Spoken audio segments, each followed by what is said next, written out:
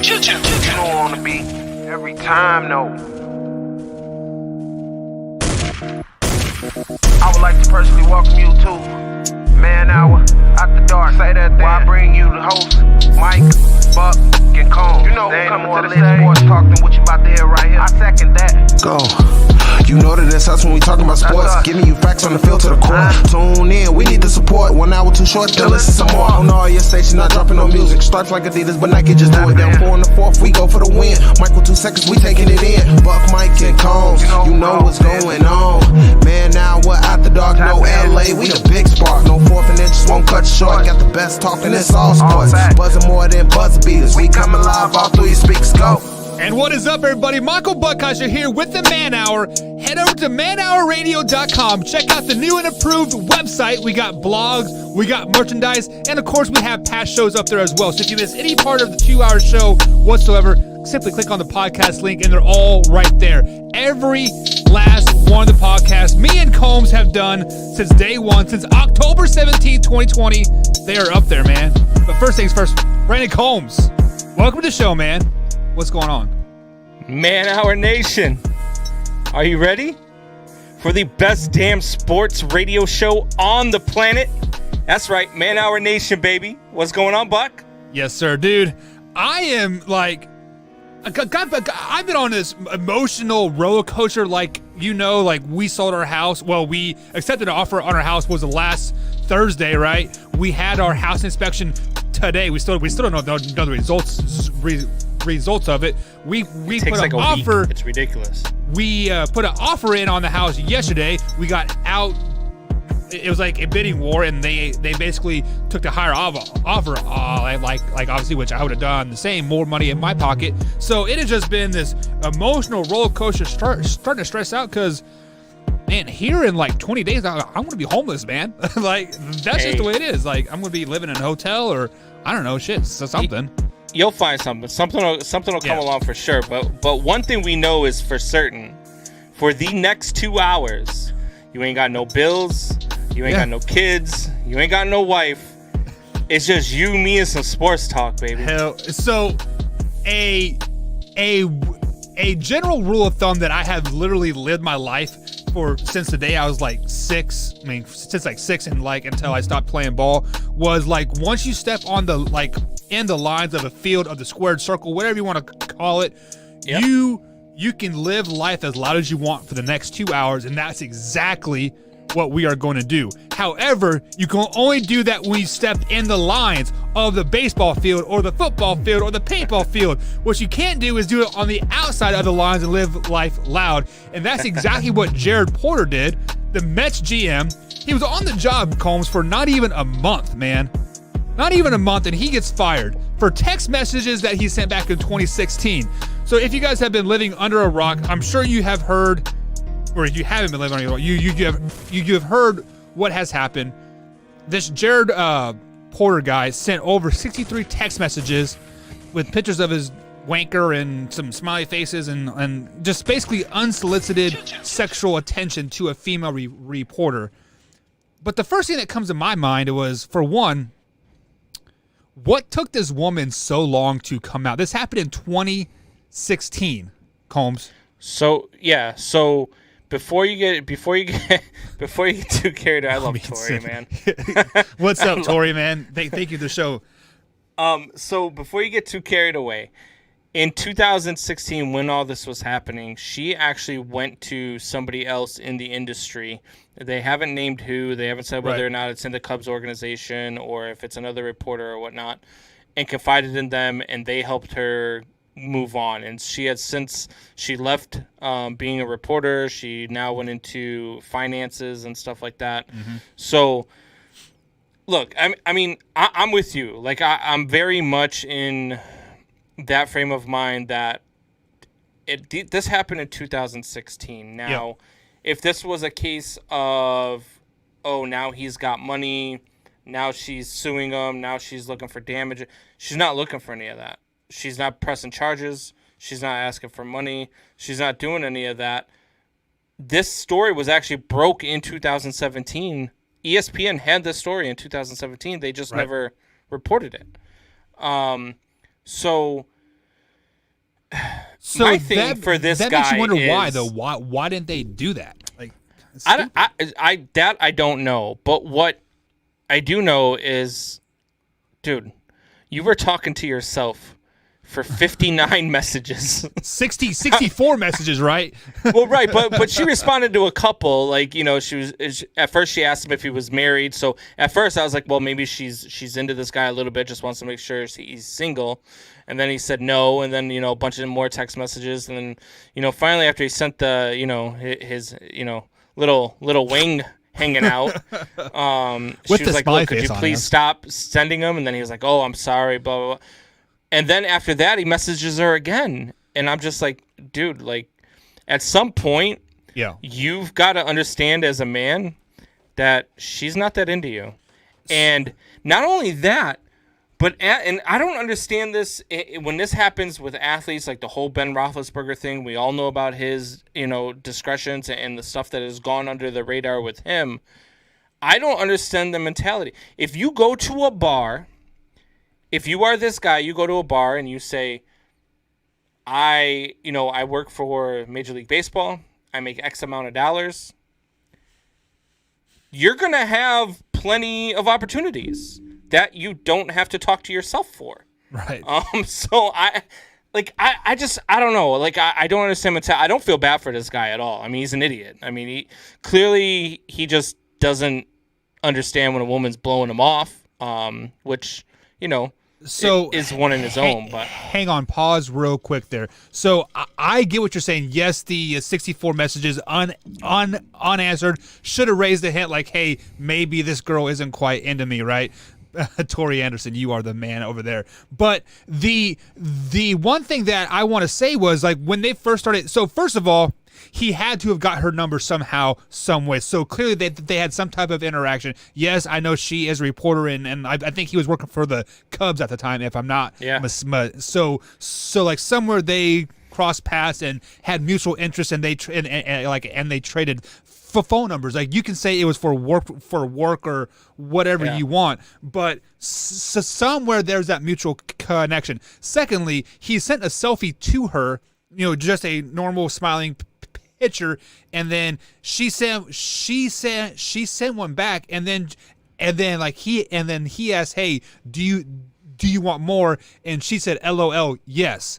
So clearly that, like, obviously that isn't opening the door for, like, a penis pic, right? But it is opening the door for some type of conversation to the fact that, hey, she is interested. But then I heard somebody say that, hey, she was fresh in, like, America and still learning the English language, which, like, at what point do you have to, like, throw that out the window because of the group? Because we have a very powerful tool right now called Google Translate. You can literally translate what you want to say. She's reporting in English. Yeah. She's writing in English.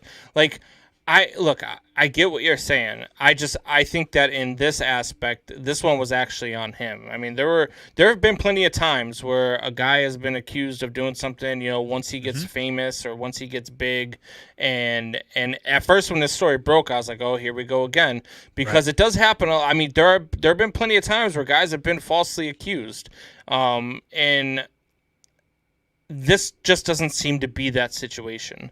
This just seems to be, this guy was a moron and didn't know when to say no. Yeah. And yes, it's coming out now because now he's in a position of, you know, hey, look, you're running the team, blah, blah, blah. And for whatever reason, the story gets out now, even though they had it back in 2017. I don't understand what... Tori's killing me, man. Yeah, I saw that. Also, Tim Leonard, what's up, man? What's going on over there? Hey, what's going on, Tim? But no, look, this guy just, I don't know, he overstepped. The pics were the last things that he sent, not the original selfie, but like the him, you know, his heart on inside of his pants, and right. Then, you know, obviously then he unbuttons them and sends a pic of his penis, but those came last. I mean, those were like the 59th and 60th text without her responding, and at that point, you just got to be like, just chalk up your losses, man. She's just not that into you. like obviously he was in the wrong, like 100%. Also, two other people were like in the wrong, like as well. For her, obviously we don't know her name, we don't know who she is, but why didn't she just block his number like at some point? You'd be like, hey, you know what? Like I don't want to hear from you. Block, and then boom, Yeah. the day is over. I don't know what she was reporting on. I don't know what she was writing. So maybe, their jobs made them cross paths. Maybe because he did one of the texts that he sent said, Yeah. okay, sorry, if you ever need anything for work, let me know. Yeah, well, that was after she said, "Stop sending me the pics." Yeah, stop sending me all these nasty pics of your 2-inch dong. So I don't know. I don't like. I know what situations you're talking about, but this just doesn't, like, this guy was just. Yeah, he deserved to get fired. And look, the Mets, kudos to them. Zero tolerance. The new Mets owner said, look, we are not going to be the dumpster fire that we've been over the last however many years. Yeah. This is a zero tolerance policy. We didn't know about this when we hired him, which I also find kind of hard to believe. But they didn't know when they hired him. So, and then as soon as this broke, they fired him. And, now they're on the search for another GM, their second GM this offseason. So I would safely say that they didn't know that information because, like, honestly, I don't remember what happened 3 years ago. I know, like, maybe excessively texting my wife, for like 3 months straight, like, hey, right? But like, God, I'm not going to remember what's up, Milton. Things that happened 5 years ago. And then the second part of my issue that I had was that ESPN they're like that evil ex that are just like sitting on something, and then you know what? poof, that's mainstream media now, though. I mean, and ESPN's part of it. I mean, it's 100%. very political over at ESPN. And look, I at some point would love to work for a place like ESPN or MLB Network or something like that, but it's been very political lately. It's been. It's so bad in mainstream media that, like, I can't even watch it. Like, I'm watching the news tonight. My father-in-law watches the news every night. Right. And so I'm sitting down with him, hanging out, talking, and we're watching the news. And I just start, like, shaking my head because you can tell which side of the fence that they're on with the whole political side. And you're just like, man, way to just tell half the story. That's awesome. Exactly. And then in Drew, like, he says he has a hard time remember this morning, let alone years ago. Yes, man, like, I am the same way. I literally forgot to feed my dog the dog this morning, and I came home from work, and like, my man's like, look at him, he's like, hey, man, like, are you gonna feed me? I'm like, dude, like, chill the F out. Like, I fed you, right? That's why I tell people all the time. People are like, they're like, how's your memory? I said, look, if I'm on my way home from work and the wife calls and says, hey, can you grab milk? And I'm 5 minutes from the house, I'm gonna say, yeah, sure. And then I'm gonna walk through the door 5 minutes later, and she's gonna be like, well, where's the milk? Exactly. Because I'm gonna forget on my way home. Yeah, guys. So, I mean, Jared Porter, the Mets GM, on the job for a month, has been fired because of the stuff that happened back in 2016. We will definitely get more into that tomorrow when we jump into baseball talk with Hafi. Hafi will be our baseball connoisseur, per se. What are you going to call him? Like a baseball insider? I don't know which way. I'm going to call him my baseball. He's going to be my baseball lackey. A baseball lackey. Yeah. But guys, this is the Man Hour. Head over to manhourradio.com. We have bunch of stuff over there. We got some blogs, we got some merchandise, and we also have past podcasts of radio on there as well. That's manhourradio.com. But coming up here on the show, we are going to break into some NFL talk. There has been big rumors about injuries and NFL rules and like all that stuff. We're going to get into that right after the break. And, of course, we're going to finish Way or No Way, since yesterday got off the rails so bad. We got to finish the second best segment of the Man Hour. All that and much more, guys, right after this.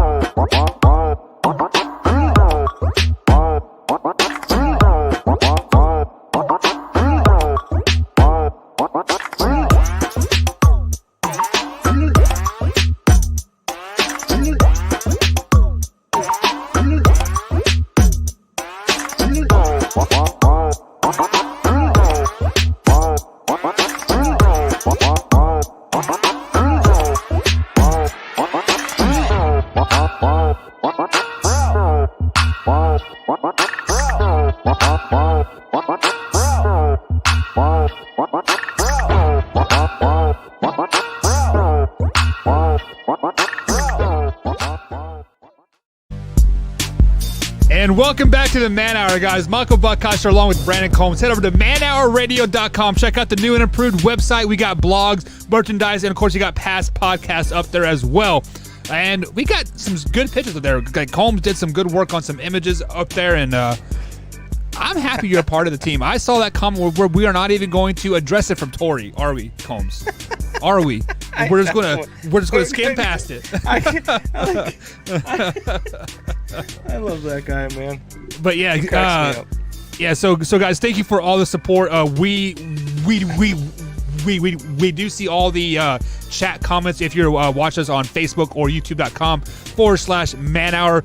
And at the end of each segment, we're going to start addressing those comments a lot more in depth. That is Combs' job. So if we don't get it, that is Combs' fault. That's not my fault or Wyatt's fault. But Wyatt is MIA tonight. He is on assignment. He is calling the Jeffersonville High School basketball game, and apparently he has some really good friends there looking over his shoulder tonight. So, but guys, let's get into some NFL talk. Like obviously this is NFC and AFC championship weekend. We have the Buffalo Bills take on the Kansas City Chiefs, and the Green Bay Packers take on the Buffalo Buccaneers. But we aren't going to talk about those games yet. Stay tuned tomorrow. We'll definitely break those down.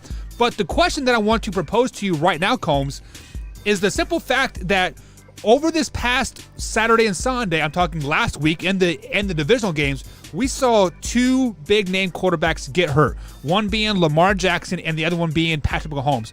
Right now, they're both saying that they have concussions, which is, definitely Lamar Jackson probably has a concussion. He got hit pretty darn hard and hit the back of his head. And Patrick Mahomes, we don't really know what is going on, but either way, he didn't finish the game. So on the other side, we have three quarterbacks that are in their 40s plus playing, but they're pocket quarterbacks etc. So I want to ask you this question: why it's actually a 8th grader?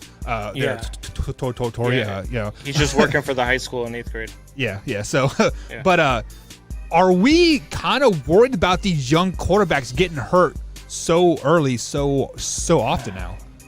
We talked about this a little bit yesterday, and because I asked you as a Kansas City Chiefs fan, if there's any chance for re-injury, do you want to see Patrick Mahomes in there? And you said as a fan, no, but as a player or whatnot, yes. Yeah. And I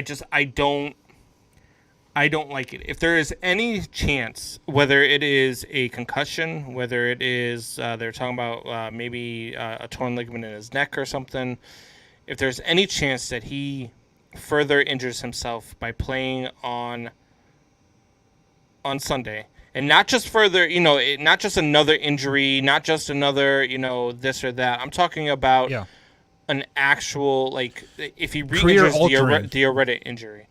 And I don't want to see him on the field if that's a possibility, because I think that Patrick Mahomes has a chance to be the guy that we've never seen before. He has the chance to take over for the Tom Brady's that are leaving, the Aaron Rodgers who's nearing, probably the last 5 seasons of his career.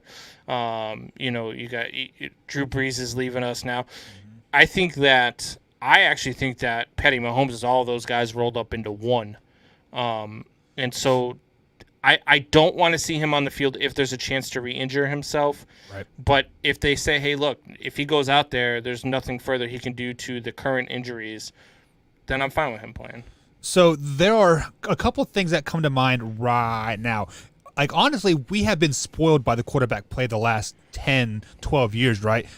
Because there has always been that constant. There's always been Tom Brady, Drew Brees, Big Ben, Aaron Rodgers. You can throw Peyton Manning in there. Like we have been blessed to see these guys play for 18 plus years, and now this next generation of quarterbacks are coming into play, and yes, the NFL still protects the quarterbacks a lot, right? But the way that these guys play, that they're putting their bodies on the line, staying back and letting the ball go and knocking your head like on the turf. I mean, like, I don't think we are going to see a quarterback play past the age of 36 anymore. I think Aaron Rodgers is probably the last set of these guys to really go through, and Milton says he has a neck injury, which that is all the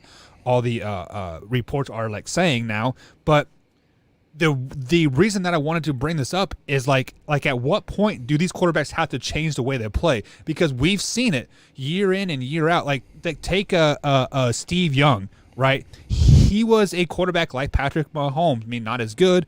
But he had some big hits that ended his career early.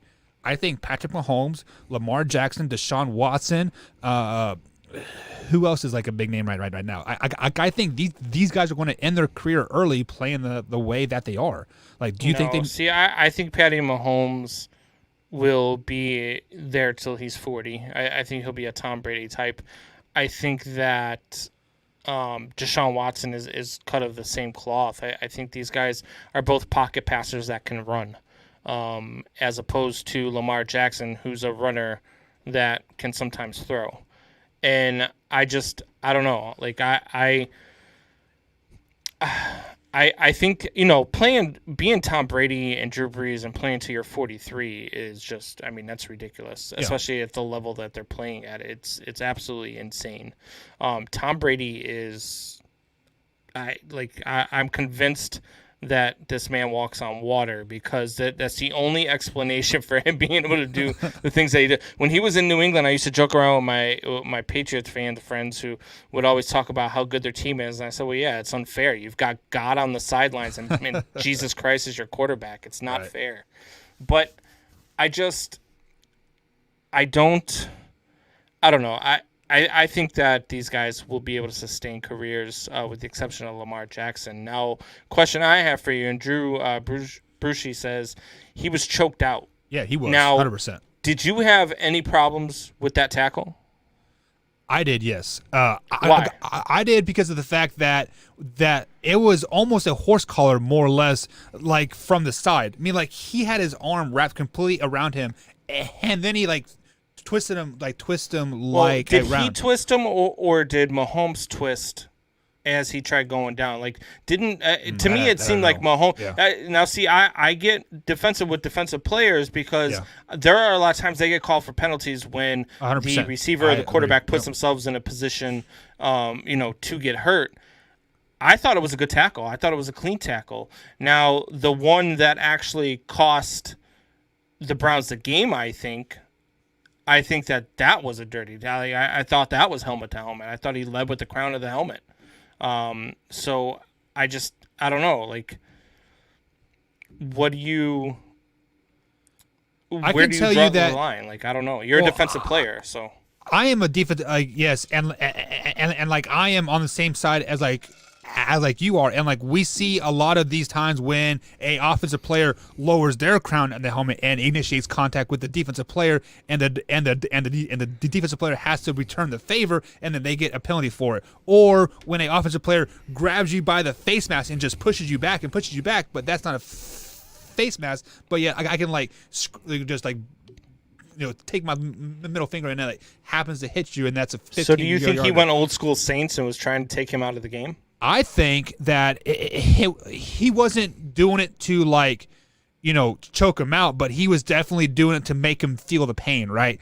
Because like there is no way you are going to wrap your arm around a guy's neck and choke him out and tackle him the way that he did if you're not trying to do that. I mean, like there are so many other ways that he could have tackled him. I mean, like he could have grabbed him by the shoulder pads and threw him down. He could have grabbed him by the jersey and drug him down, right? So it was definitely, I wouldn't say a dirty hit, but it wasn't a clean hit either. Yeah. So let's get right into it then, because we got a couple people now saying Torrey Anderson, head-to-heads need to be reviewable, though. If a defensive player is going low and an offensive guy ducks his head, it should be a no call. So the Browns were going in for a touchdown, and the defender, the Kansas City defender, came in and lowered his head, and he fumbled the ball out of bounds.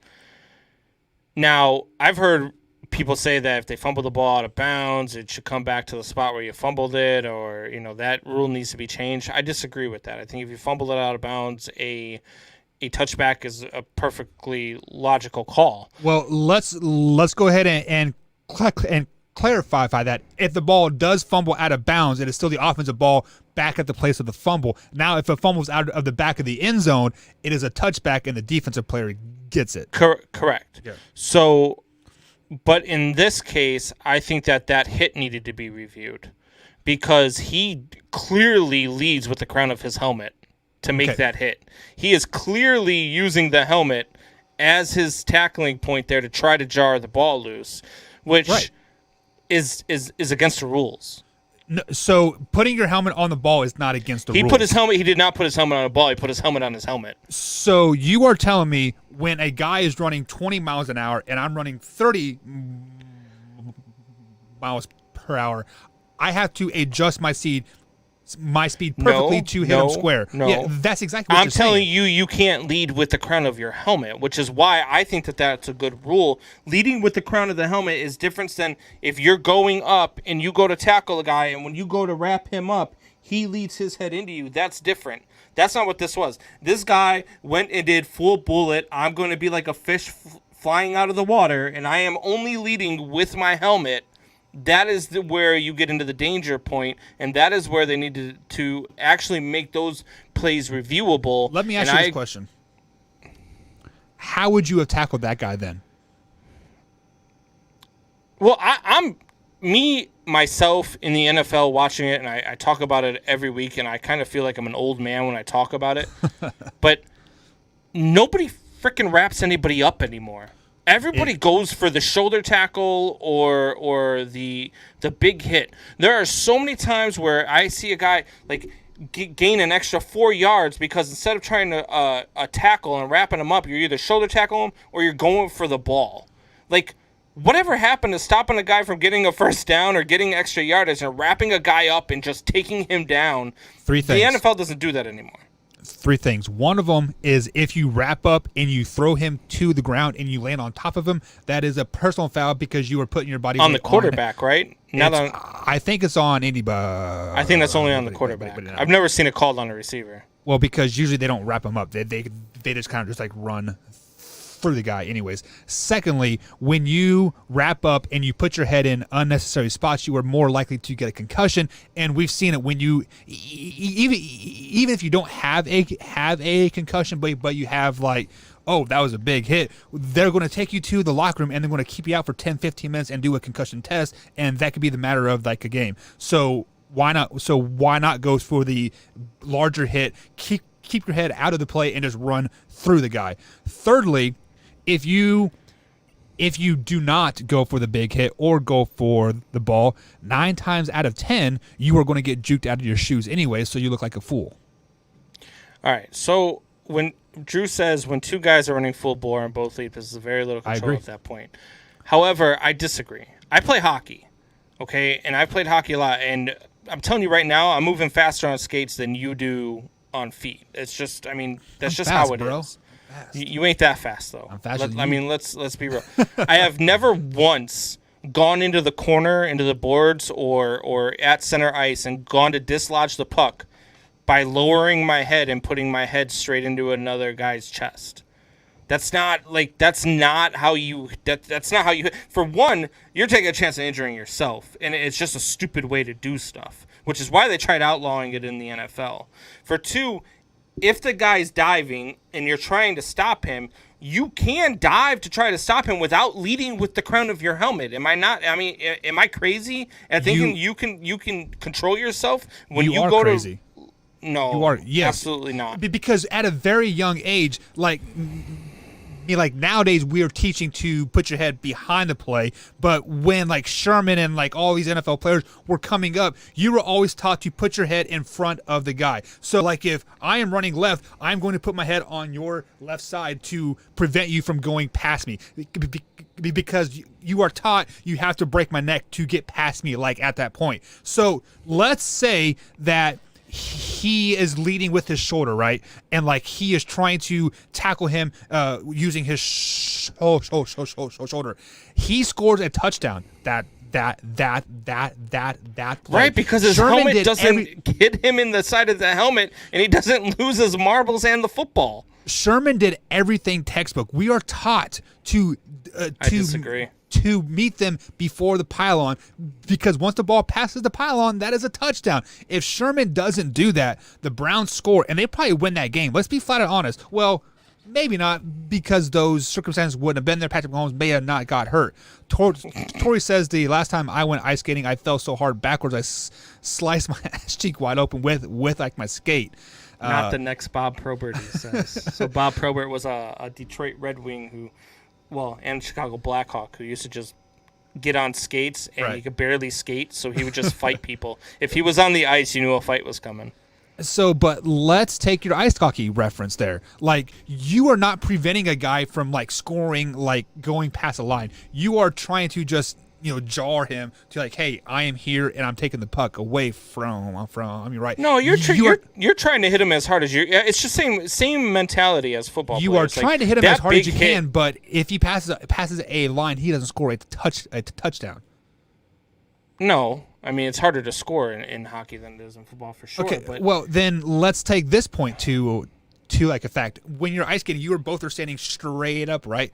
These guys were diving, right? So therefore, your head naturally is going to go down because you are diving. When you are up, like when you're skating up, right? It takes a lot to skate like this, right? Like your head is naturally up. Yeah, I mean, I don't know. I think that play, that if they reviewed it, I think that ball comes back to Cleveland and there's a penalty on the play. Well, then if you want to review that, let's talk about that Kareem Hunt touchdown. Like, I know Milton is in the chat. He is a Kansas City Chiefs fan, my boy Millie Mill. Kareem Hunt literally lowered his head into the Honey Badger's back of his neck and ran over him. How is that not a bad thing? What do you? Maybe I missed the play. I saw a couple of stiff arms, but so Kareem Hunt was like, I think it was like on the second or third, the 3 or the 4 yard line, and Kareem Hunt gets a sweep to the right, and he lowers his head, lowers it straight down to where the crown is, leading the way. Now that's supposed to be a penalty too, though.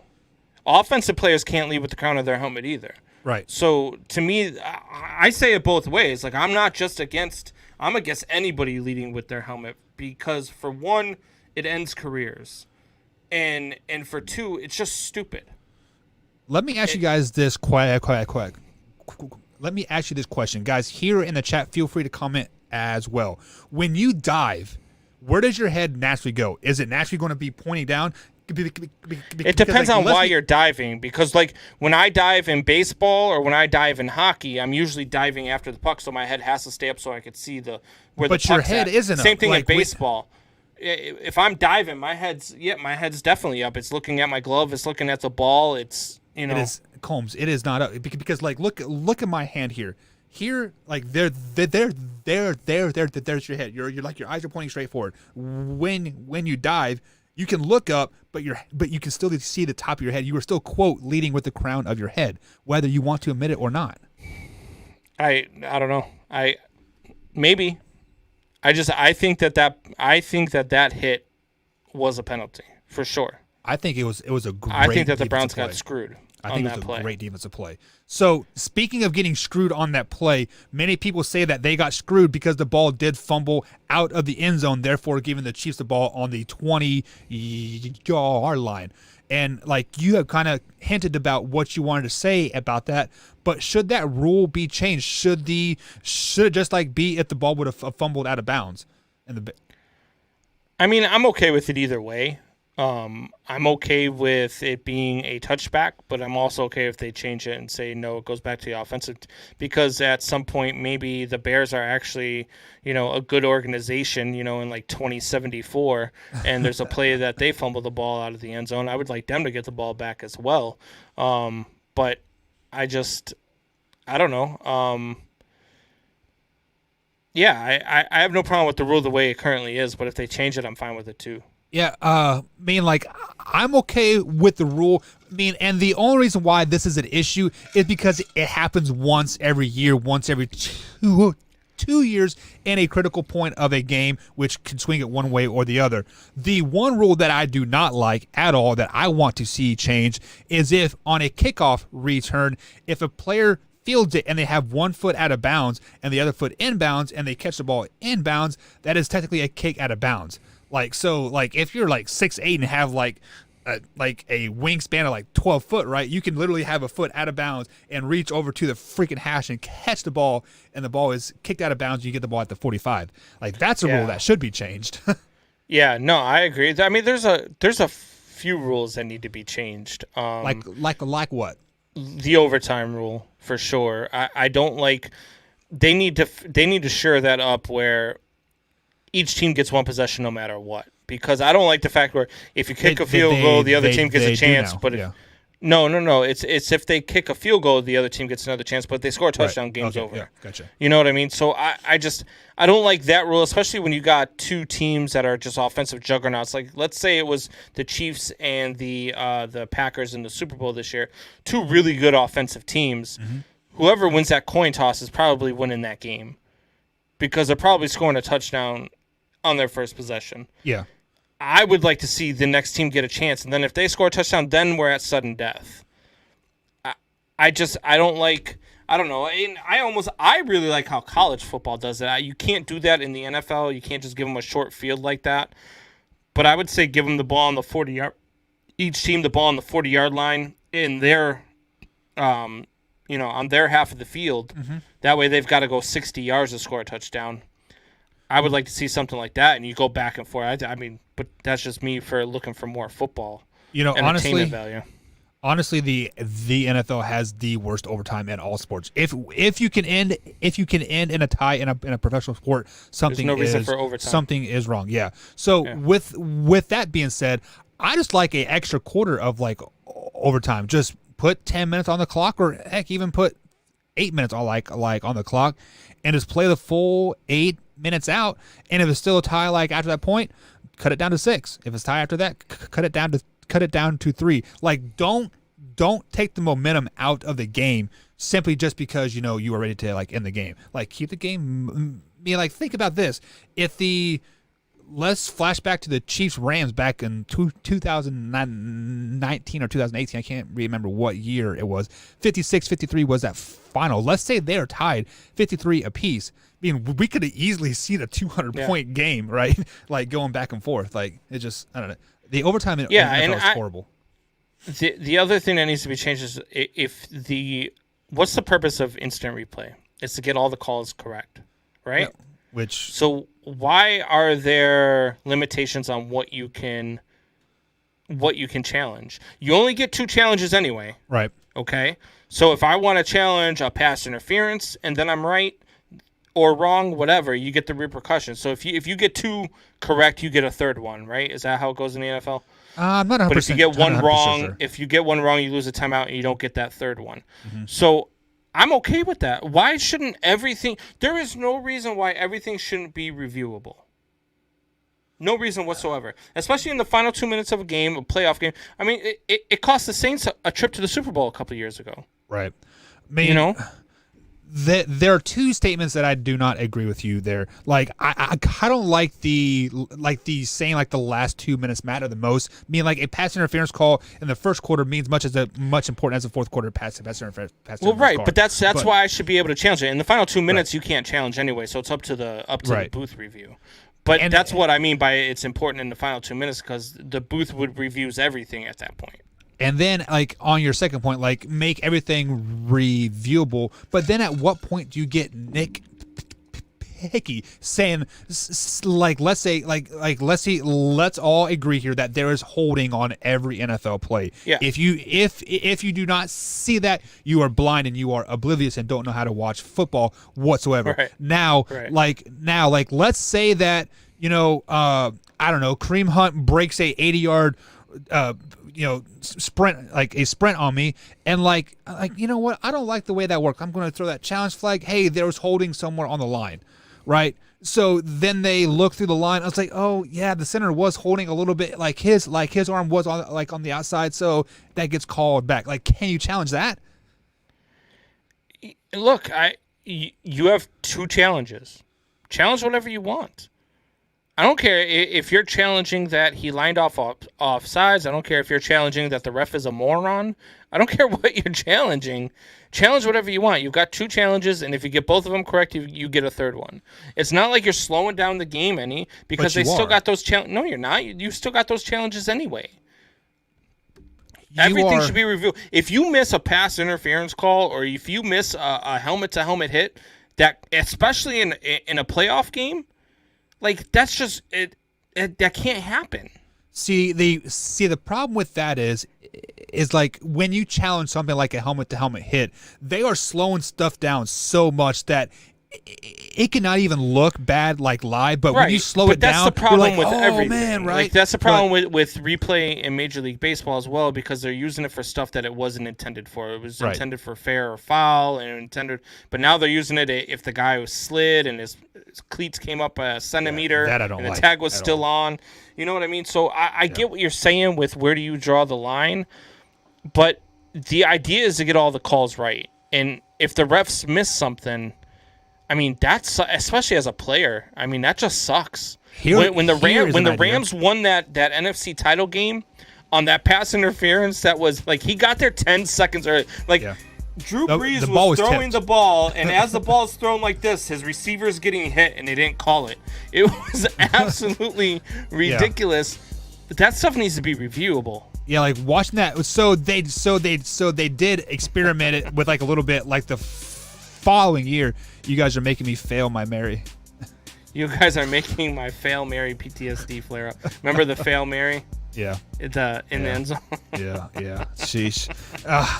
Man, Tori, thank you for all your support tonight, man. But, like, honestly, I want to go back to pre-replay. I want to go back to where you actually had to catch the kickoff every time and just not like, I don't want to catch it. Like, come on. Like, I don't want to see the NFL 90s. Pre-replay. Do you know how bad officiating is now? Yeah, that's because they rely on replay so much. That's because they rely on replay. If they didn't have to rely on replay, it'd be a lot better. What was the one? I forget what play it was this weekend, but the guy was clearly not down when he fumbled the ball, and they called him down by contact. Yeah, like, that's not he was still running when the ball came loose, and then fell when he went to go recover the ball. And they said, no, he's down by contact. Like, wow. I mean, it is what it is. But, guys, we are going to take our second break of the night. On the other side of the break, we are got way or no way. Brandon Combs is going to lead the way, as always, on that. But, guys, head over to manhourradio.com. Check out the new blogs and merchandise and just new and improved website itself. Let us know how you like it. But, guys, if you missed any part of the show whatsoever, iTunes, Spotify, and iHeartRadio as well. And, of course, Big X Sports Radio every Saturday morning, 9 a.m., 96.1 here in Louisville, Kentucky. Man Hour, guys, we'll be right back after this.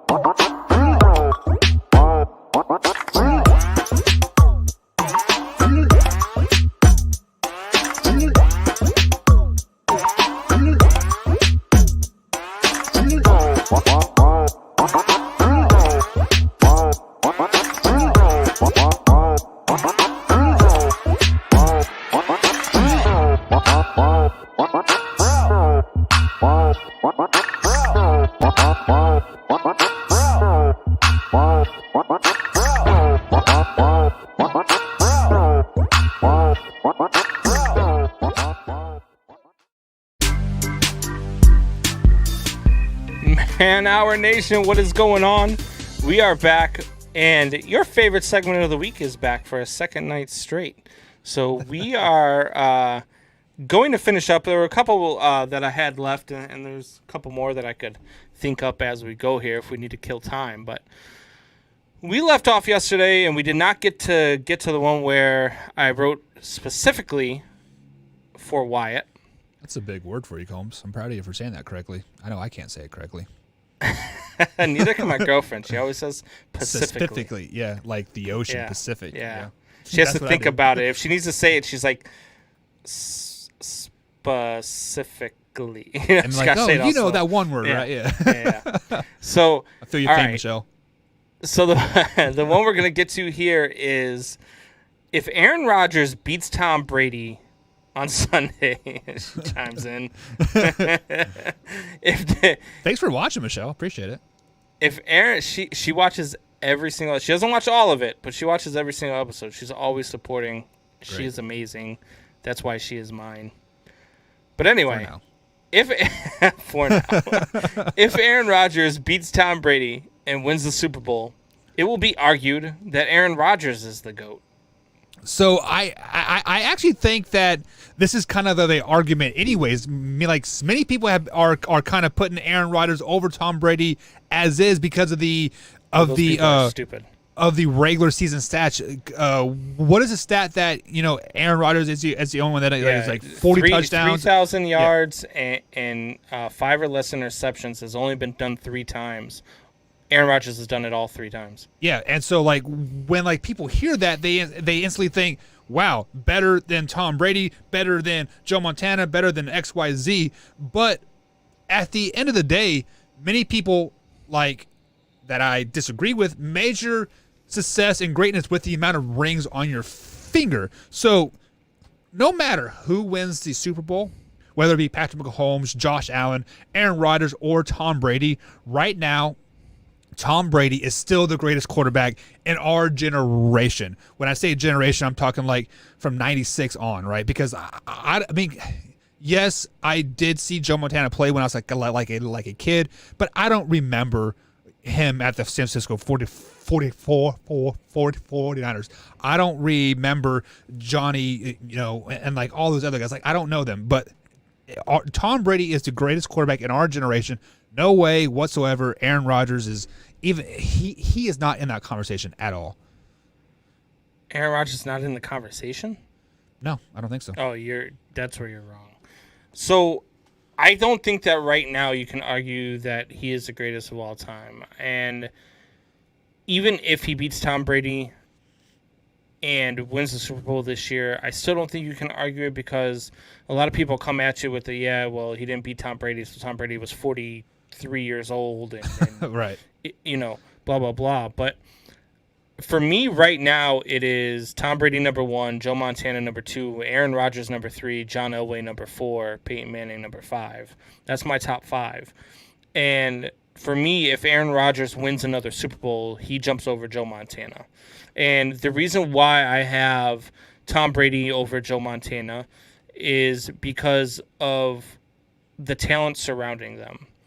Tom Brady did so much more with so much less. Right. Like Tom Brady, with the exception of his 2 years with Randy Moss, which, by the way, he set passing records, touchdown records, Right. and went 16-0 in the regular season when he finally had a Hall of Fame wide receiver, is why I have him over Joe Montana. And if, Aaron Rodgers does it again, which I think you could argue right now, Rodgers over Montana.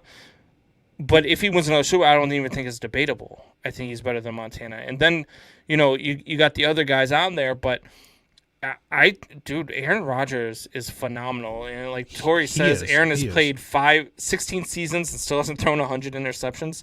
That's ridiculous. Mm-hmm. That's an insane. The guy is just very, very smart as a quarterback. Now, It would take Winston 5 years to throw 100 interceptions.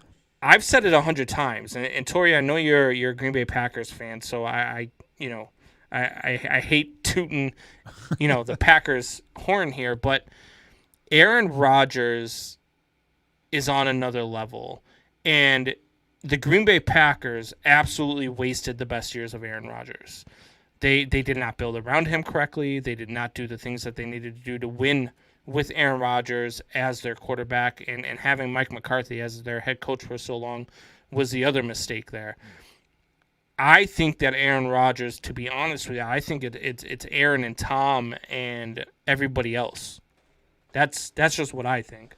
So let me ask you this question, because many people probably agree with your list. Like you had Tom Brady, Joe Montana, Aaron Rodgers, and then John Elway, and then Peyton Manning, right? Many people probably had that list. Meaning at least those top 5 guys in some shape, way, or order. How did you make your list? Is it off of the stats? Is it off the championships? Is it off the eye test? Because me personally, all of it. I make a test, I make a list through the eye test. Like, I don't care about stats. Yeah. Yes, if it's Aaron Rodgers and Patrick Mahomes both played great all season, who had the better stats? I got to get the nod to one guy or the other. Let me ask you a question. When you're bored and say it's, March or February right after the Super Bowl and there's no other sports on, what do you watch? What do I watch? I watch NFL Mic'd Up, honestly. Okay, I freaking love that show. I watch the ESPN classics. I watch I watch film. I watch, stuff on older players. Like, I've seen so much Dick Butkus film, I feel like I watch the guy play. Right. Like, that's what I do. I watch a lot of film. I've seen, I watched Joe Montana as I was growing up. I've seen a lot of these guys. I've seen Johnny Unitas a lot. And, obviously I was alive for Elway and Marino and all those guys. But what I judge it on is not only your stats and a little bit of the eye test as well, but also what you did with who you did surrounding you. So for me, that's why I don't have Jerry Rice as my number 1 wide receiver of all time. I have Randy Moss and Calvin Johnson at 1 and 2 and Jerry Rice at 3, right? Because Jerry Rice played with a top 5 quarterback of all time. Randy Moss and Calvin Johnson played with Dante Culpepper and what's his name? Whoever the Lions quarterbacks was. So Matt Mitchell, right? Or and then Stafford. You finally had Stafford for a little bit. But look, it's just a bad organization. But the numbers that they put up, I mean, Moss played 8 less seasons and only had 7,000 less yards receiving than Jerry Rice. You've got, and not only that, but Jerry Rice and Joe Montana played in an offense that had never been seen before in the NFL. Back then, it was run, and then pass here and there. And that offense that they implemented in San Francisco, that West Coast offense, it was revolutionary. Like, nobody had ever seen it before. So they were doing things to teams that nobody had ever seen before, and it took the league a little while to catch up. So let me address this comment that Drew put up here. He says, I don't like any of them. I think he is referring to Aaron Rodgers and Tom Brady, but they are both two considered the GOATs. So that shows you that a complete hater of these two recognizes the greatness that they're putting up. I mean, like, it is. I'm a Bears fan, man. I bleed and live with my Chicago teams. I can't stand Aaron Rodgers. I can't stand the Green Bay Packers. And I lived in New England through the height of all of their championships that they were winning in the early 2000s and late 2010s. I hate the New England Patriots and their fan base. So I don't like these guys either. But Tom Brady, you just can't deny it. When I knew Tom Brady was going to be great was I think it was in 2003, 2004. They had already won 1 or 2 Super Bowls at the time. But he's in the pocket, and Ray Lewis comes through untouched. Yep. And Tom Brady stands there, takes the hit, and completes a 15-yard out route to, I think at the time it was Troy Brown. And just takes the hit, but makes a complete pass, and they win the game. That to me just personifies great. Because there are so many other... What was the big knock on Peyton Manning? If you hit him, and you hit him often, he was not the same quarterback. Yeah. And that's why he didn't perform so well in the playoffs. That's a knock for anybody, though. Because I think you could... Tom Brady spent a lot of time getting hit. He spent a lot of time getting hit early in his career, and he stood there and took it. And that's where I got respect for Tom Brady. And I just, the more and more you watch this guy and the things that he's done, that, being down 28-3 in the Super Bowl and coming back to win that game. I mean, that's just, he does things Patrick Mahomes did that too, though. I mean, look, this guy won with Wes Welker as the staple of his wide receiving core. Yeah, so Wes freaking Welker. Before we address some of these more comments here on the Way or No Way segment tonight, guys, just some backside story. Combs and Wyatt and myself are all in a group chat, and we consistently talk to each other all day. And I sent them a TikTok earlier today. And did you guys know that Steph Curry is arguably the best 3-point shooter of all time? He is. I think he's a 42% 3-point shooter of all time. 43. Yeah, and then Tom Brady has made it to 9 Super Bowls out of 20 years, so he has a percentage of 45% getting to the Super Bowl every year. So he has a better percentage of making the Super Bowl than Steph Curry has making a 3-pointer. With that being said, so let's go ahead and address. Let's go ahead and address some of these comments that Tori is putting up here. He says there are different leagues now, though. So, Combs, I want to ask you this question. Would quarterbacks like Dan Marino, because I believe Tori had Dan Marino in his top 5 quarterbacks of all time, Dan Marino and Joe Montana, would they succeed in the NFL right now, in the 2021 season? Their numbers would be even better in this league. 2 reasons. One, your wide receivers and your running backs are bigger, faster, stronger, more athletic than they were back then. 2, you can't touch them. Yeah, they're protected. I mean, what? Remember Jim McMahon with the Bears, and Torrey Anderson will know this one right off the bat. They were playing the Green Bay Packers, and Jim McMahon throws a pass, and the guy's running downfield, and he's walking down the sidelines, and this is 10 seconds after the play goes by, and a Green Bay Packer defender picks him up and body slams his head straight into the ground. That was the NFL back in the... If you did that now, you would be in prison because Roger Goodell would sue you and he would press charges for touching his quarterbacks like that. So those quarterbacks now would be a lot better today. I believe that their numbers would be even better than what they are. So on the flip side of that, let's take this in reverse. Let's say Aaron Rodgers, Patrick Mahomes, Tom Brady, and let's say Lamar Jackson as well played back in those John Elway, Joe Montana eras. Would they succeed? Tom Brady would. Patty Mahomes would. Aaron Rodgers definitely would. Those run-first quarterback, Deshaun Watson would. Lamar Jackson would not. Lamar Jackson would have already had his head on a stick in somebody else's opposing team's locker room as a trophy. But some of these, I mean, look, I said it before, Patrick Mahomes is a pocket quarterback that can run. Same thing with Deshaun Watson. Deshaun Watson is so smart in the pocket. Watching that guy play football is absolutely phenomenal, but he's being wasted in Houston. So I think a lot of those guys would make it back then. I still think Tom Brady would probably still be the GOAT right now if he played back in the 80s and 90s. That's an interesting fact there. But, guys, we're going to take another break. On the other side of the break, we're going to talk some more NFL, and we're going to talk Who is the most overhyped team going into championship weekend? Yes, it is the Final Four, but there are still some overhyped teams going into the weekend. All that much more on the Man Hour, guys. We'll be right back right after this.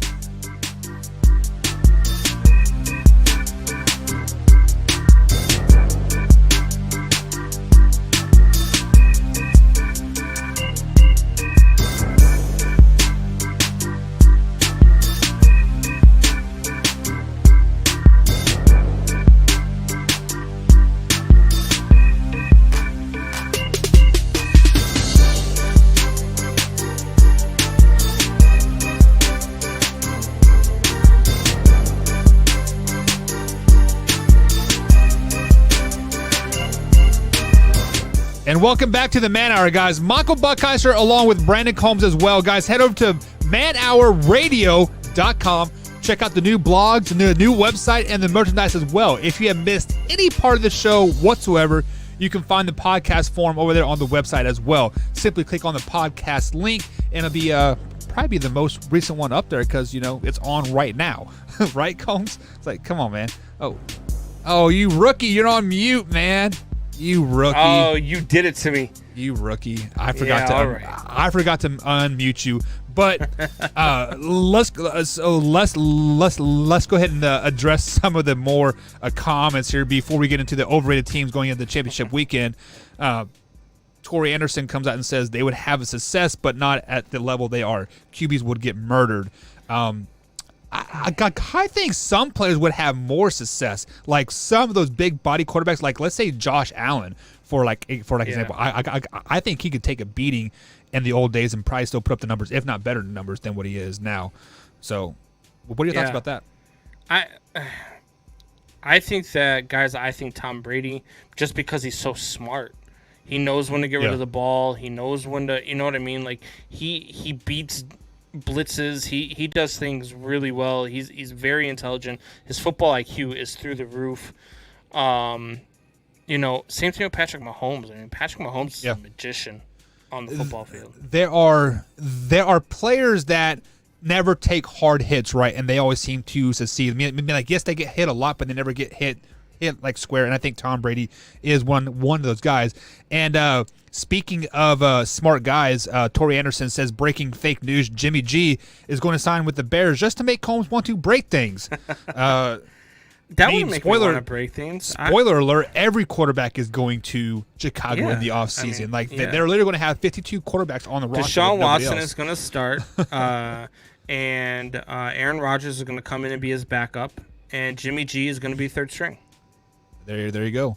Beautiful sight there. But speaking of beautiful sights, we are down to the Final Four in the NFL. The AFC and the NFC championship games are Sunday afternoon. You have the Chiefs taking on the Bills. And then, of course, you have the Green Bay Packers taking on the GOATs, Tampa Bay Buccaneers. So, Combs, there are 4 teams left in the NFL season, as Wyatt Sims says, as he's a senior. What's up, Williams? Or Wyatt Williams, I should say. I hope you're having a good call. And shouldn't you be in bed by now? But nonetheless, who is the most overhyped team going into the weekend, Combs?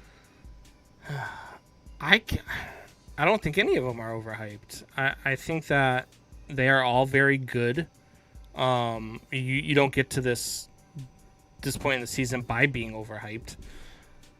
But if I had to say one team that is going to go out there and underperform, I would put my money on the Green Bay Packers. And because, you know, history would tell us that in an NFC title game, the Green Bay Packers tend to underperform. And I know people are going to say, oh, well, of course, a Bears fan saying that, a guy who hates the Packers is saying that. But no, like, they have underperformed in NFC title games. And if there was any of these 4 teams that is going to lay an egg this weekend, that's who I would have my money on. I would never have my money on Tom Brady to lay an egg in a title game. I would never have my money on, Patty Mahomes to lay an egg in a title game. And I, for damn sure, aren't. Yeah. See? There you go. Coming from Packers fan himself. Yeah. And, the Buffalo Bills maybe could lay an egg just because they haven't been there. So they might be the second most overhyped team heading into the weekend, but I would have to say the Green Bay Packers. So I have been hard. Like, let's just be flat honest. I have been hard on the Buccaneers all year because I thought they were a overhyped team all season. I picked them to win the Super Bowl preseason. And then the first part of the season, they were proving me right. I mean, like, it took them a lot longer to really find their legs per se than I think that most people thought. So, like, people were buying into the overhypeness now, but we have seen them really play games to beat their opponents now. I mean, like, we've seen them run the ball a lot. We've seen them pass the ball a lot, and their defense has stepped up when needed. So right now, I'm not going to go the Tampa Bay Buccaneers. They are a Super Bowl caliber team right now on paper, 100%. I'm also not going to go with the Kansas City Chiefs because the fact that right now they are kind of behind the 8 ball. We don't know what the Chiefs are going to be going into the AFC Championship game. They can be two totally different teams. They could be the Kansas City Chiefs that we have grown to know over the last 2 years with Patrick Mahomes as a quarterback, or they could become a run dominant team with Chad Henne at the quarterback. So I can't pick one way or the other with the Kansas City Chiefs. I do like what you said about the Green Bay Packers, but that offense is like their defense is suspect at best. Their run defense is horrible, but that offense is high powered enough that I think they can keep them in a game. Now, I got to go with what you said. I got to go with the Buffalo Bills because Patrick Mahomes and the Kansas City Chiefs have been to the AFC Championship game. The Green Bay Packers have been to the NFC Championship game. Tom Brady has been to the this is his first NFC Championship game, but he has been to the championship game as well. The Buffalo Bills team as a whole is the only team that hasn't been to the situation in a very, very long time, and I don't think anybody on their roster has been to this point. So I want to say that they are probably the most overhyped team going Stephon into Diggs, the weekend. didn't he get there? He got there with the Vikings, didn't he? Weren't the Vikings in the NFC title game a couple years ago? I thought they lost in the second round because they beat the Saints in the wild I thought card. they beat the Saints in the divisional. And Was that divisional game? Yeah, I thought so. Yeah, but maybe I could be wrong. Okay, so 1 out of 52 or 1 out of 51 guys have been to it, right? So with that being said, I gotta say the Buffalo Bills are the most overhyped team coming into the weekend because of the fact that they haven't been there, and whether you want to admit it or not, it is not just another game. You have a lot of pregame, a lot of jitters, a lot of stuff has happening pregame before you actually get to the game. So I'm going to go with the Buffalo Bills. Of course you are, because they're playing your Chiefs. Well, no, you can say that, but like if we have to pick a team. Now, I have been on record saying that the Buffalo Bills are the most complete team. Yes, they are the most complete team on both sides of the ball. They have a great defense. They have a great offense. Yeah. But we saw it last week that Josh Allen kind of shit the bed a little bit, right? No. See, that's where you're wrong. I just think that game was about the defenses and it was about the weather. The wind was absolutely whipping. The wind was insane. And the defenses did an outstanding job of stopping on both sides of the ball. I mean, the Bills' defensive game plan was impeccable, but the Ravens, to stop a team that was scoring 30-plus points over the last 7 weeks per game, to hold them to 17, weather or no weather, I mean, you played a damn good game. Yeah, so and 7 of those points went on Lamar Jackson. It wasn't even them that gave him up, Yeah, so 100% correct. I don't know. I mean, Drew here says the Bucs have been a losing team for so long. That's basically all they knew. I chalked beginning of the season. I agree. So I said that before too. I said that the beginning of their season had to do with the fact that they had no preseason, and they were with a new quarterback, and they were trying to figure things out and all of that stuff. Now, that being said, also at the beginning of their season, they didn't have Antonio Brown. They weren't clicking on all cylinders, and they still beat the Green Bay Packers 38-10. Right. So keep that in mind heading into this weekend, and keep in mind that we will do our picks on Thursday, and I am 8-2 in this postseason so far, and both of my losses are a result of the Cleveland Browns. And they're out of the playoffs now, right? Yeah, well, I lost when I picked against them, and then I lost when I picked them to win. So I'm 0-2 with the Browns, but I'm undefeated with everybody else. Let me bring Drew's comment back up here. Drew, I would agree with you if they had different players on that team. The fact that they brought in so much veteran talent on that team, Tom Brady, Gronk, you can even say Leonard Fournette. Yes, the Jacksonville Jaguars haven't been much, but he still has that veteran presence on there.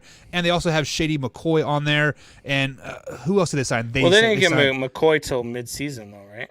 I thought he was there preseason, but really? I could be wrong. But okay. But they had a bunch of veteran leadership on there that have been that has played in the NFL and has won a lot of big games. I mean, hell, Shady McCoy has technically won a Super Bowl with the Kansas City Chiefs. So do you think it was just a product of them being so good on paper and all the hype of them believing their own hype? Yeah, I think that Bruce Arians thought that he could call any play on the offense and it would be successful just because of all the talent that they had on the offensive side of the ball.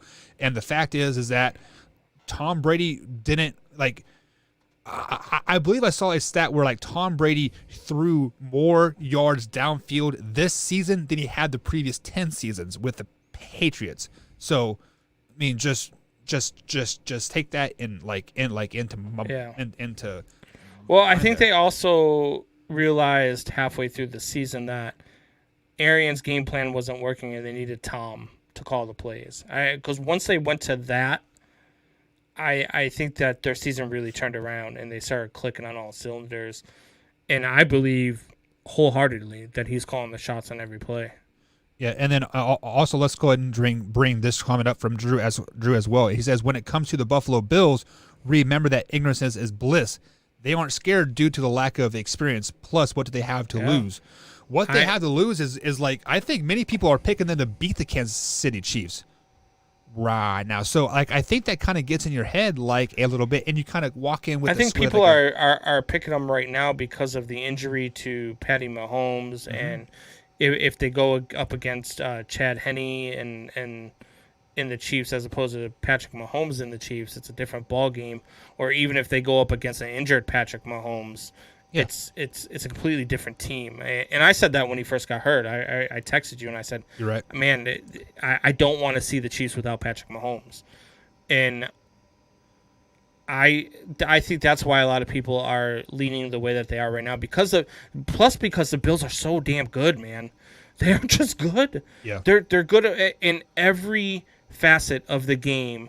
They are good, and so I think that goes a long way too, especially when you're playing a beat up team. Not only Patrick Mahomes, but I mean Clyde Edwards-Helaire, which cost me some points in my playoff fantasy league here because I put him in to start and I didn't realize that he wasn't playing this weekend, so I left him in there and didn't think about it.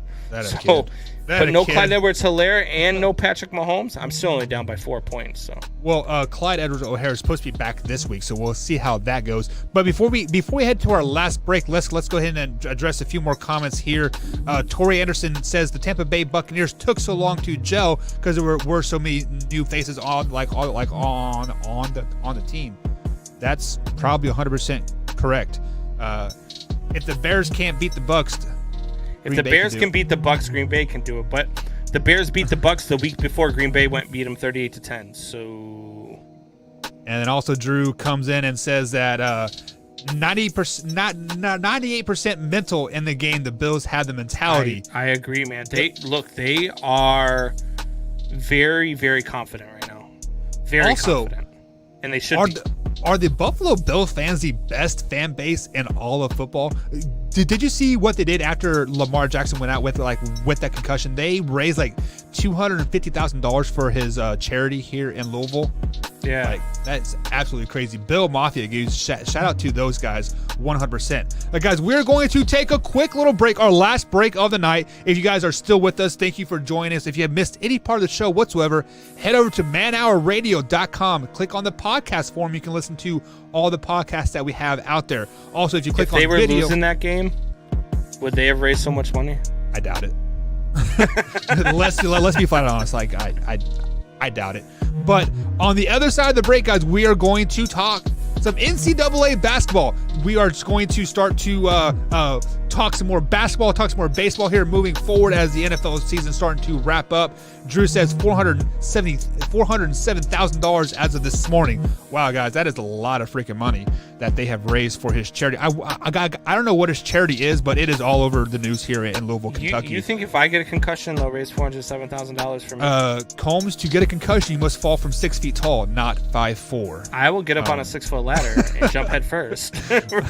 All right, guys, we are going to take our last break, and on the other side of the break, we're going to talk a little bit of NCAA basketball. What happens if March Madness doesn't happen?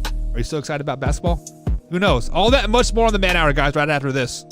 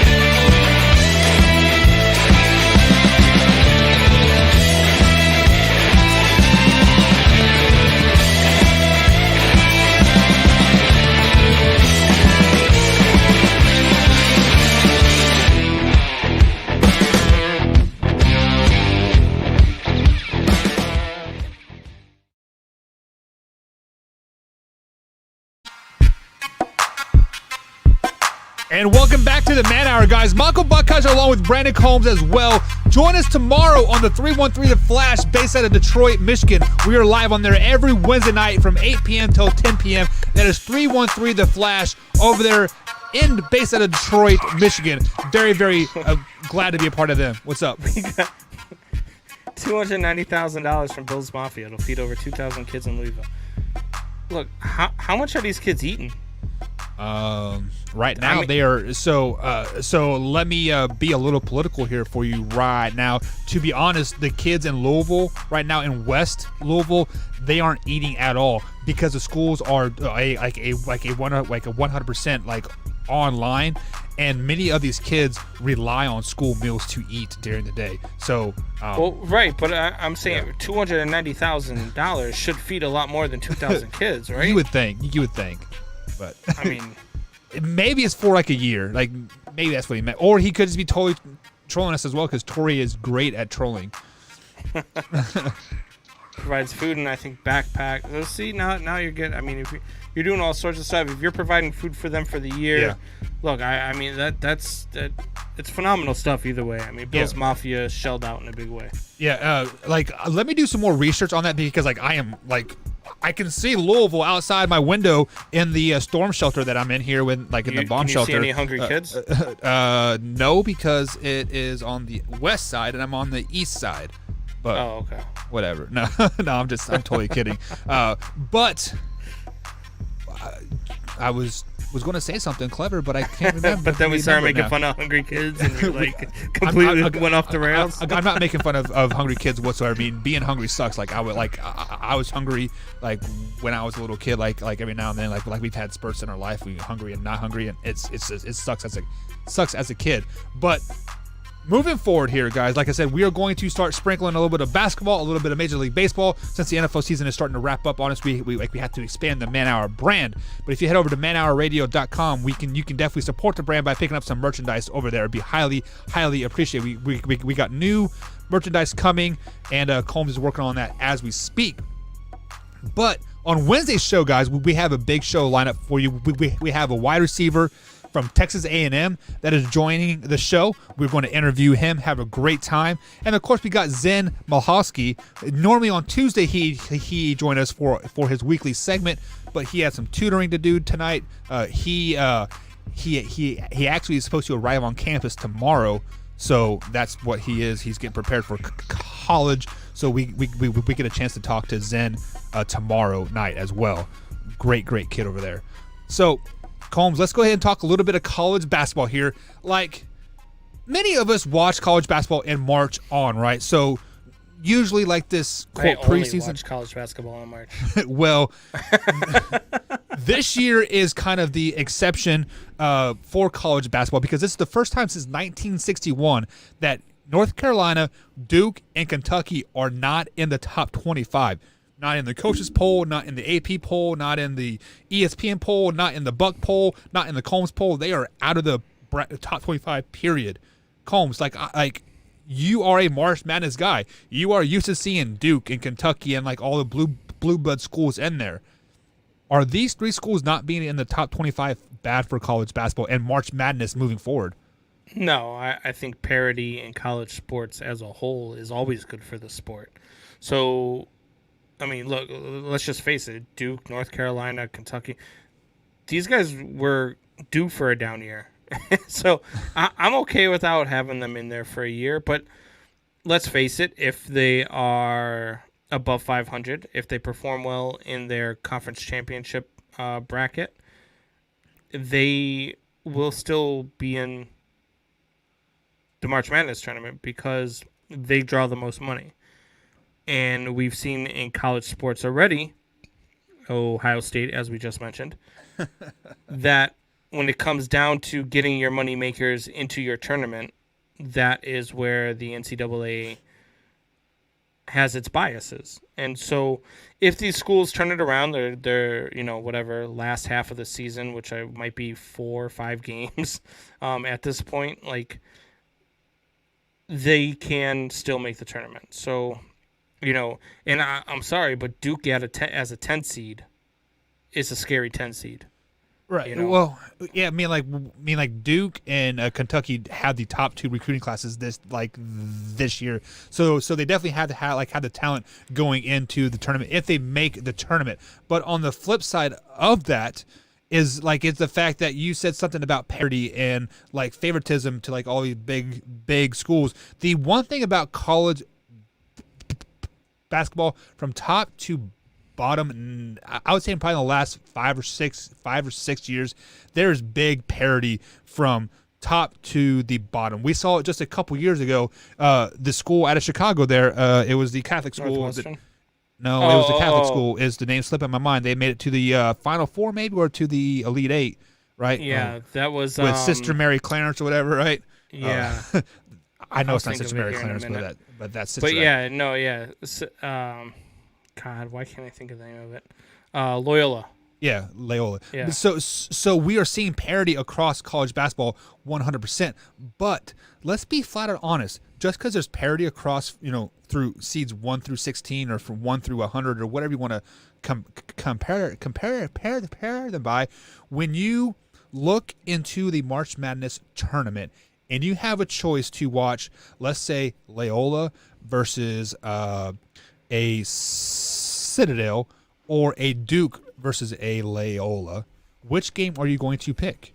You are going to pick Duke versus Loyola because people know who Duke is. In college basketball, Loyola versus Citadel is fine. I mean, those are the teams that Loyola, Citadel, those are the teams that Alabama's facing in their football schedule. So I would tune in to see Loyola play Citadel in the basketball tournament. Because I'll watch the basketball tournament no matter who's in there. So I think when it comes down to tournament time, it's really about the reason why the tournament's so big I believe, especially with viewership, is because of the betting aspect, because of the brackets, because of Everybody all has the a money bracket. that's on the line. Yeah. Yeah. I mean, hell, I think every year I felt like 6 or 7 of them. Like, it's ridiculous. How many have you ever won? There I was have one never year. won a bracket. There was one year where I was undefeated heading into the Sweet 16, and I won that one.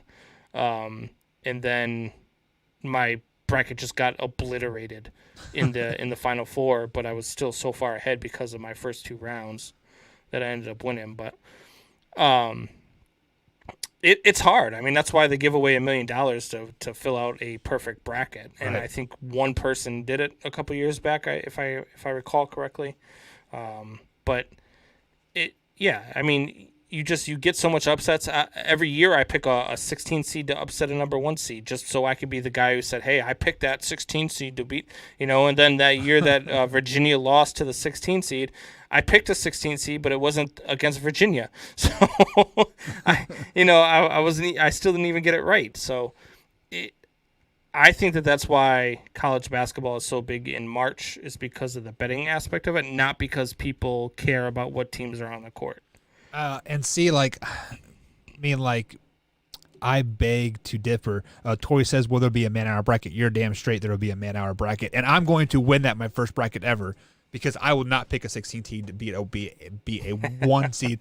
But let me address the other comment that, like, you made, is like the NCAA will show favoritism. So when, like, teams are on the outside looking in, like, let's say there is a Kentucky, a Duke, a Loyola, and let's say a Wisconsin, right? On the outside looking in, like the last 4 in, I think the NCAA tournament committee is by far the best committee out there as far as evaluating, because, like, there is a criteria that they follow. They follow strength of schedule. Like, what have you done the last 10 games? Who have you played? Like all that stuff. I mean, like, there's a written out criteria that everybody knows, and so, like, they can, like, fall back on.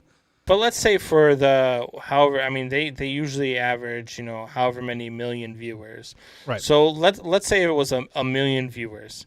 How many of those million viewers would you say follow the college basketball season all the way through? I think college basketball is more popular than NBA basketball. So I would safely say probably about 80% of them really like, maybe like not college basketball as a whole, but their teams and their conference, they follow them pretty extensively. So I'm going to go with 80%. See, I would say it's probably closer to 30. I don't think. I mean, I think people will watch college basketball here and there when it's on. If you've got Duke versus UNC, or rivalry week is always big. I always end up taking in a few games during rivalry week, and then the conference, tournament. Right. But I don't like. I can't imagine that there are 300,000 people that follow college basketball all the way through the season, like. That would be surprising to me. So I would take your 30% until February. Once February hits, I bet you that jumps up to 70%, and people start to catch up, right? They like to really start to read and do their analytics and really start to follow their team, because that's the heart of the conference season and whatnot. We didn't even start yet in Buck. I mean, probably because I'm picking Kansas State to go all the way, even though they're not even going to make the NIT this year. Man, we're horrible. I'm picking Duke, and they're not even in the tournament. Right. So, but like, I would say that number. I mean, your 30% is probably closer to mine pre-February, but after February, like after the Super Bowl, I think all those NFL fans switch to college basketball. See, I switched to golf until baseball starts. I get into the Masters. Baseball starts in February, man. Baseball starts in March. I mean, you get to the end of February. That's when the pitchers and catchers report, and then spring training starts in March. And then I switch over, but I still watch golf as the season starts. But I don't know. Like I'm just not. I can't get into it with college basketball like I do college football. I can't get into it with I can't even get into college basketball the way I get into college hockey.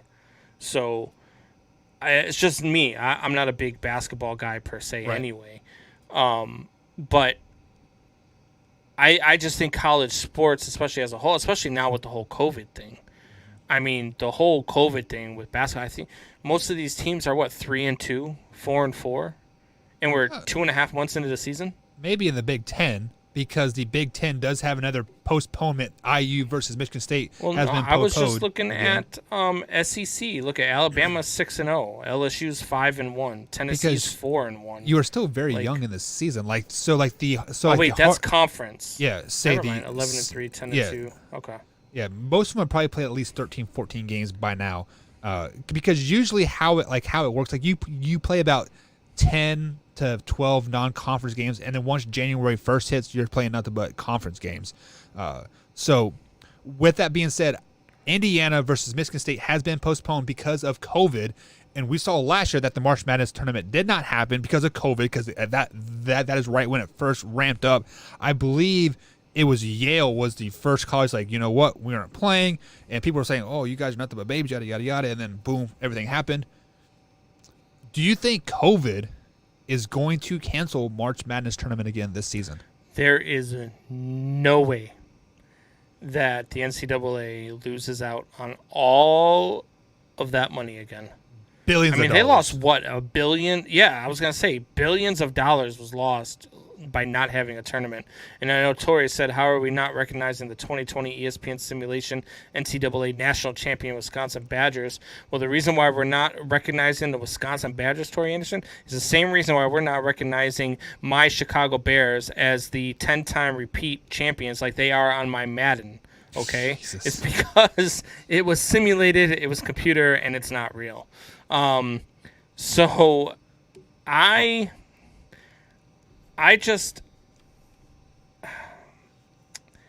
think that COVID is coming to a point where we're fed up.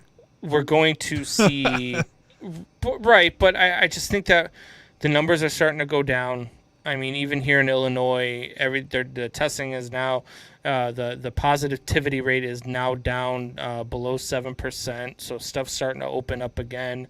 And the inauguration is tomorrow, so the rest of the world will be opened up by February 1st. Think And so I just... With the $2,000 check in our pocket, right?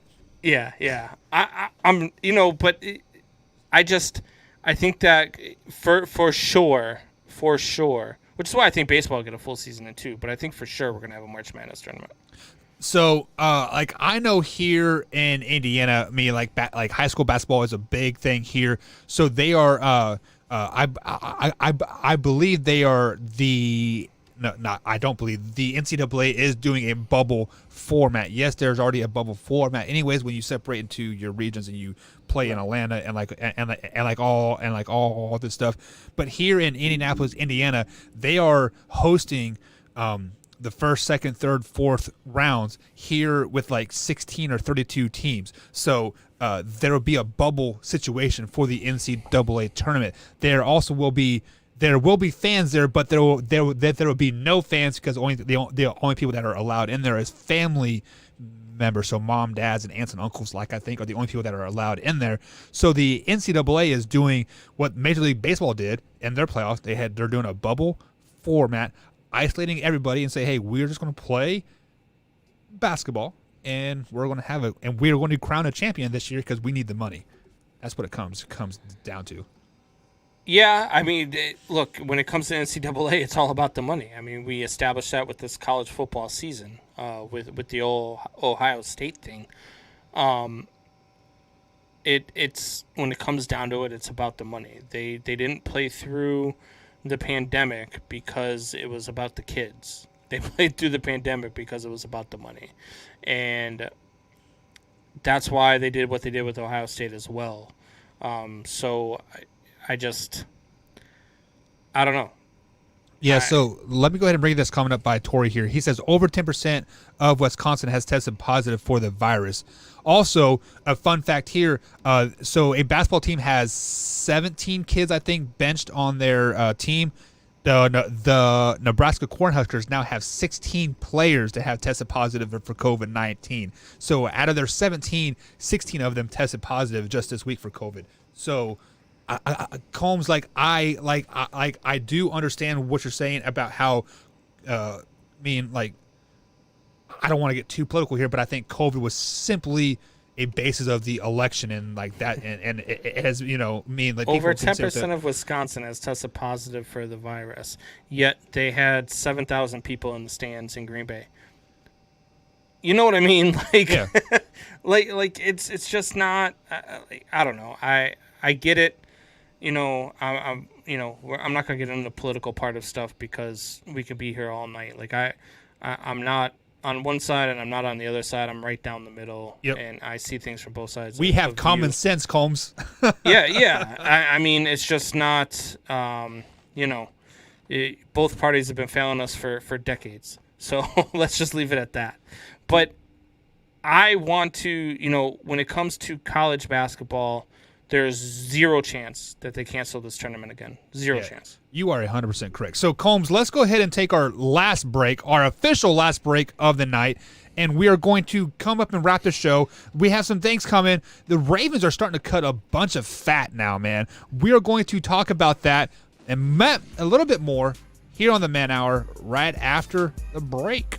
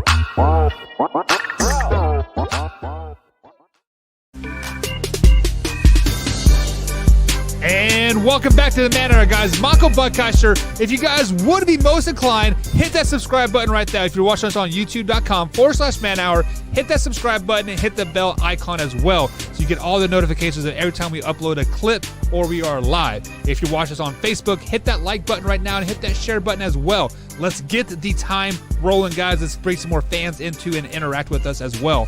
As Brandon Combs Jr. says, Wyatt bedtime is like 7 p.m. and sneaks on the show past his mom and uses Walmart's Wi-Fi for the show. You could be wrong, or you could be right. But I do know his mom and grandma are great supporters of the show. So shout out to those two fine young ladies in Wyatt Williams White. So guys, it has been a crazy show as I try to collect my thoughts. And if you guys missed last night's show, your comment? Yeah, so if you guys missed last night's show, Wyatt mentioned the comment that, hey, was it pre-show or like on the show? But either way, we were dogging on it for like whole show, right? So Wyatt didn't have school on Monday, and he slept till like 1 or 2 o'clock in the afternoon. And then they had a cleaning lady or somebody to come clean their house, a maid. So he gets up out of his room and goes downstairs and lays on the couch and sleeps until 4. And during the pre-show, he's sitting here yawning, like, man, I'm so tired. I'm like, dude, it's like 7:30 and you slept till 4. Like, how are you tired, man? That is absolutely ridiculous.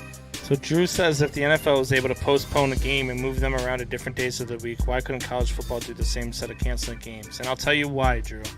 Because they needed to keep up with the perception that they are students first. Bingo, student And athletes. They're not students first. In most, schools, most of the Power 5 schools are not anyway.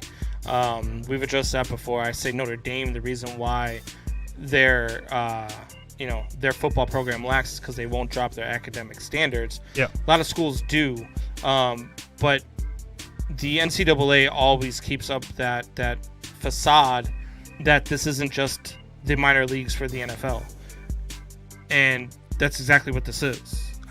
Or the facade that they're not making them billions of dollars like every year either. Yeah. I mean, Nick Saban's making like $9 or $10 million a season.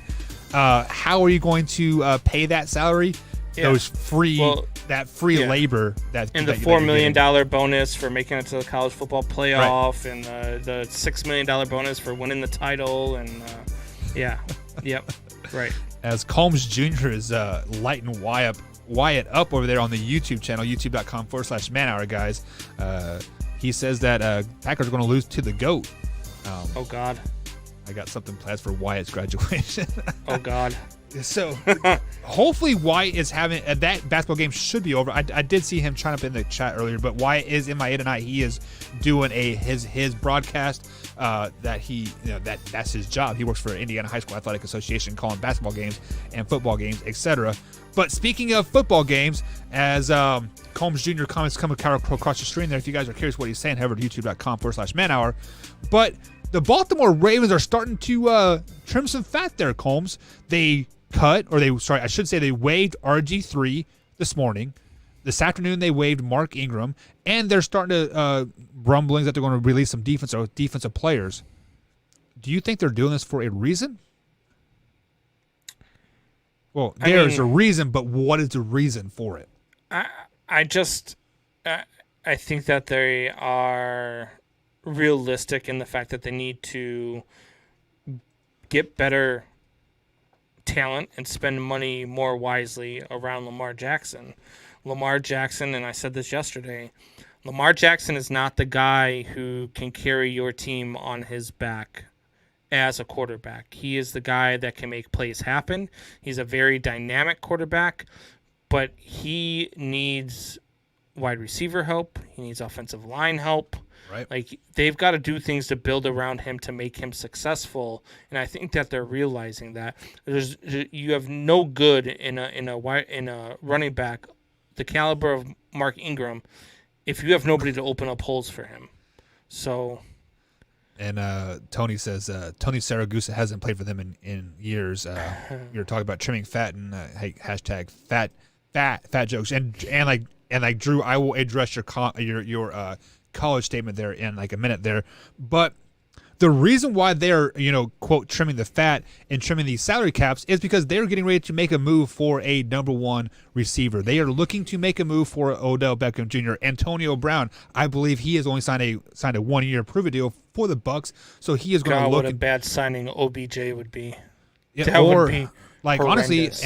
honestly, Antonio Brown would be a bad signing too. But those names entices fans, entices the general public, saying, "Oh, we signed Antonio Brown. Oh, we signed OBJ." But the fact is that the Baltimore Ravens need more of an offense around Lamar Jackson. If you want Lamar Jackson to succeed, you need to give a offensive-minded coach a more balanced attack and some weapons on the outside. Antonio Brown and like OBJ, like whatever you want to say, like they need to bring somebody in, and they're making salary cap room to bring some of those players in. With that being said, it would not surprise me at all if the Ravens go after your Chicago Bear guys this offseason and Robinson.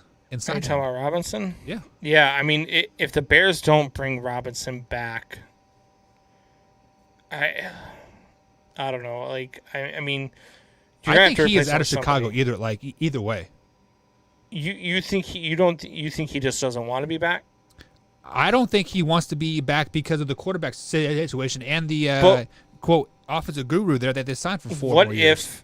if the Bears trade or draft or get somebody who is a huge step up from what we've had over the last few years, which I think is inevitable. I think that they know, and I think that the fan. I mean, but then again, the fans were highly against keeping frickin' Ryan Pace and Matt Right. Nagy, and they still kept those guys. So who knows?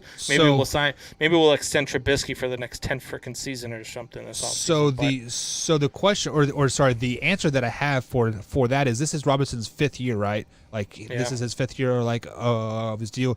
Normally a wide receiver only lasts about 10 years in the NFL. He is looking to get paid and win some games right now. He doesn't care what the Bears draft for 3 years down But the see- road. He's ready to win right now.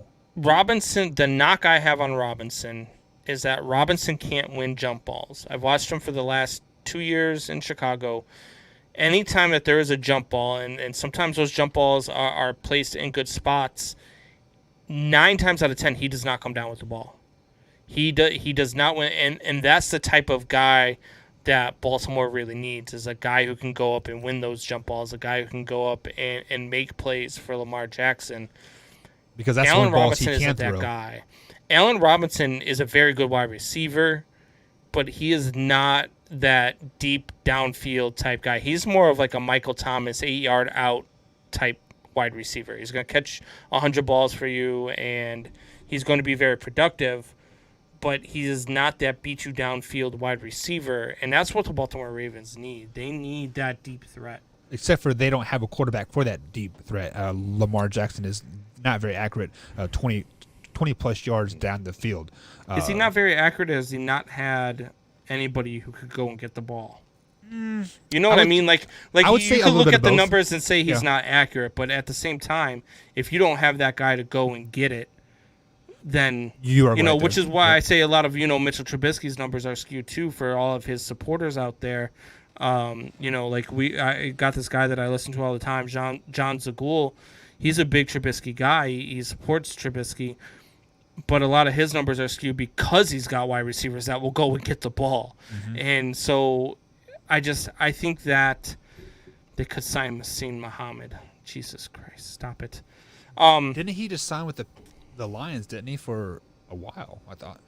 Masin Muhammad? Yeah.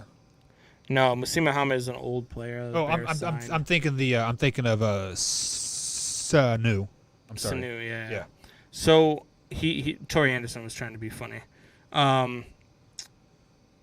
But no, I think that the Ravens need that deep threat. Now there is a guy out there in the NFC North that I think they could go get that would be a perfect fit for them, and that's Marvin Jones Jr. I would really like Marvin Jones Jr. in that Baltimore Ravens, wide receiver core, because that kid's a stud, man. Yeah. That kid's a bona fide stud, and he would help out Lamar Jackson a ton. He's a good route runner, good hands, deep threat. Like I really like Marvin Jones. That would be the number one target if I'm the Baltimore Ravens. So, Combs, we have about 10 minutes left in the show, so let's go ahead and address these comments that we haven't had a chance to address yet here. So, one thing that Drew said earlier, I am looking to pull it up here. Here it is. This is back to the college football, saying that, why hadn't why can't college to move games to make games happen? And he said, but wouldn't they make more money playing the game instead of canceling? And just to reiterate, they have to put that persona out. That student athlete is first. So Yeah, so and not only that, but they're for every player that makes it to the NFL, there's probably 60 or 70 that are actually getting their education. So right. It's kind of a catch-22, and I think so. They do. You're right. They do have to keep up that persona, but there are also kids that do need to make it to class that are on the team. Yeah. Also, on the flip side of the coin, the NFL only has about 70 to 75 players plus personnel and coaches that they have to travel back and forth. A college football team, you're looking at 140. So Yeah. So like I know on the home games for Kansas State, we dressed 90 kids. So like now on the road, I think we dressed about 75-ish, maybe 80. But you have like 20 managers and like you have coaches for every usually two coaches for every position and like grad assistants. So you are looking at a big travel controversy there. And then Drew says salary cap. What are we referring to? I think that was in regards to the Ravens and why they made the moves that they did. Yeah, they are trimming the fat to make a big splash in the offseason. They are looking to sign a big name like Robertson. They're looking to sign a big guy. Brandon Combs Jr. over there on the YouTube channel says Lamar Jackson is a Falcon in the playoffs. I think it's been drinking your Kool-Aid. Yeah. Explain that, man. Like, what do you think he's trying to say? They disappear in the playoffs. Like the Falcons do in the fourth quarter is what Lamar Jackson does in the playoffs. Oh, okay. Your pun kind of fell short because you forgot some things there. But then he says, but one of the top quarterbacks in the regular season, he's referring to Lamar Jackson. You could say he's the top quarterback in the regular season, but Combs, how does the general public rate quarterbacks? It is what you do in the postseason, right? I mean, you can. Isn't that the biggest knock on Peyton? It's like he had a great regular season, but how many first round? He ended up winning 2 Super Bowls. But it took him 9 years before he finally got over that hump. I mean, he was abysmal in the playoffs for the first 9 seasons. He was like, Clayton Kershaw for the Dodgers, who just couldn't win in the postseason, and then finally got over the hump. But yeah, I mean, look, to me, I saw Peyton Manning in my top 5, but it's a overall thing. I mean, it's just not regular season, it's just not postseason. Yeah, Lamar's definitely got to win. I mean, he's got to show up better in the playoffs, but he also needs the weapons around him. Yeah, 100%. And then Drew also chimes in over here on the chat line, says Steelers are screwed next season. 18 or 19 free agents. That is like over a third of your team there. I mean, wow. I did not realize they have that many free agents. And now let me ask you a question about the Steelers. Is it time for them to rebuild?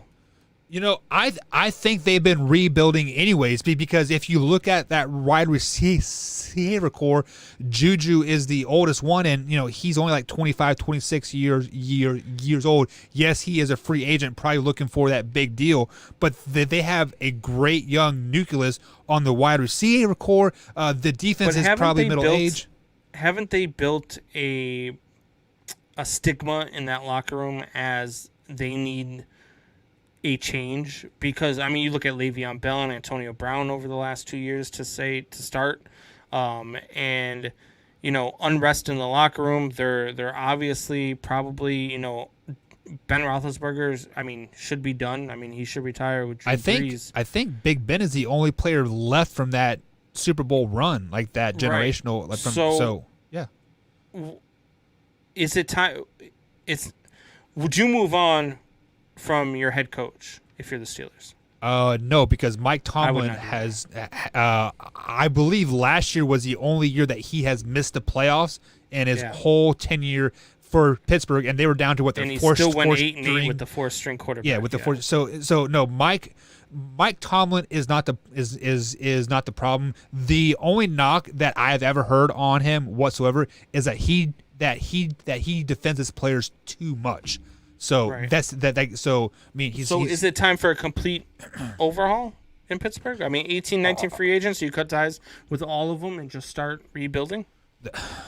Juju Smith-Schuster is one of those free agents, by the way. Yeah, Juju and probably Big Ben's probably a free. No, I think Big Ben's underneath for like another year. But dude, losing 19 players—that's a culture shock. Like that. That is like starting from scratch. And I mean, clearly you can't sign all 18, 19 of them because like you just don't have a need for them. Like at the end of the day, but. I mean, really, I think the Steelers are right where they want to be. They are, let's say, a quarterback away of being the Browns right now, being 11. Like yes, they had a great season, but if you go into the draft and late in the draft and you get a Kyle Trask or you get that kid from North Dakota State with that young nucleus that they already have. I think the Steelers are in an opportunity to challenge the Kansas City Chiefs year in and like year out for that AFC Championship game. Right, you have to draft well this year. Yeah, if that's the case. I mean, you had to gotta draft a find quarterback and some linemen. Yeah, 100%. Yeah, I mean, yeah, I don't know, man. That's interesting. So let's go ahead and address this next comment. The Bears need Watson. Combs, you've been on that Watson train since before this all happened, right? Since they drafted Mitch Trubisky, yeah, instead of Watson. Yeah, you know, I think there are probably 26 teams in the NFL that need Watson. Let's be flat out honest. Oh, I agree. I agree. Teams. And I got posed the question today: is Watson going to thrive outside of Houston? Watson will thrive everywhere he goes. He will thrive in Houston, honestly. Yeah, the guy had a quarterback rating this year of like 104 or something like that, and this team was 4-12. Like that's ridiculous. Yeah. So Watson will be good wherever he goes. I don't know that the Bears will get Watson. I've been out there. I've said, look, I would give them my first round this year, my first round next year, a second and a third, and give them Khalil Mack for Deshaun Watson.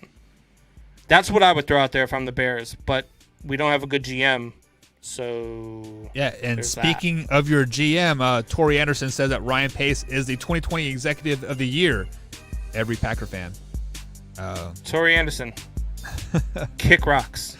And then he also says that, so you mean that Mason Rudolph isn't the answer in Pittsburgh? I don't believe so. I don't think Mason Rudolph was the answer in honestly, I don't know. So there are a couple players that I don't know how they got to the NFL. One of them being Gardner Minshew. The other one being who is the white quarterback for the Baltimore Ravens that play in Torres ACL. Who's that kid? That Skeely or Schooley or something like that. Yeah. And then Mason Rudolph is the other guy. I don't know how those guys get to the NFL, honestly. Mason Rudolph is only the answer when the question is, which one of your quarterbacks would you let get hit in the face by Myles Garrett's helmet? That's the only time Mason Rudolph is the answer. And then Drew comes in and says, can you imagine Watson at the 49ers? I don't think the 49ers are a Super Bowl team with Deshaun Watson. And I don't think they are. I don't think Kyle Shanahan is patient enough to stick to the game plan because, let's be honest. That's why the 49ers lost the Super Bowl last year because they couldn't stick to the game plan. No, they lost the Super Bowl last year to the Chiefs because Jimmy Garoppolo absolutely positively disappears in big moments. And also because their play calling 100% changed. You go from running the ball 80% of the time to throwing the ball. Come on, man. Deshaun Watson is a game changer for any. The Bears next year are the best team in the NFC with Deshaun Watson. Oh, that's a bold statement. And then Torrey Anderson says that Trace McSorley is the guy that I was referring to for the Baltimore Ravens third-string quarterback. And then Brandon Combs Jr. comes in for the last comment they're going to address tonight. Bears had a chance with Watson. And if they had to get him and convince him to come to Chicago, then Chicago messed up. I would love to see him in New England, but wherever he goes, he will be good. He's a Super Bowl worthy quarterback. Only in Chicago, and only Ryan Pace would have to give up a superstar defensive player and 3 draft picks for a guy that you should have drafted 4 years ago. Let me ask you this question. Wherever Watson goes, if it's New York, if it's Miami, if it's Chicago, San Francisco 49ers, wherever he goes, not Houston, does that instantly make that team in Super Bowl conversation? It depends on the team. Miami, yes. San Francisco, yes. The Bears, yes. If he goes to the Jets, no. You know what I mean? It just depends on where. You'd have to go team by team. There are some teams where they still need more pieces than just a quarterback. Mm-hmm. But Watson instantly makes any team that needs a quarterback 100 times better than what they are. 100%.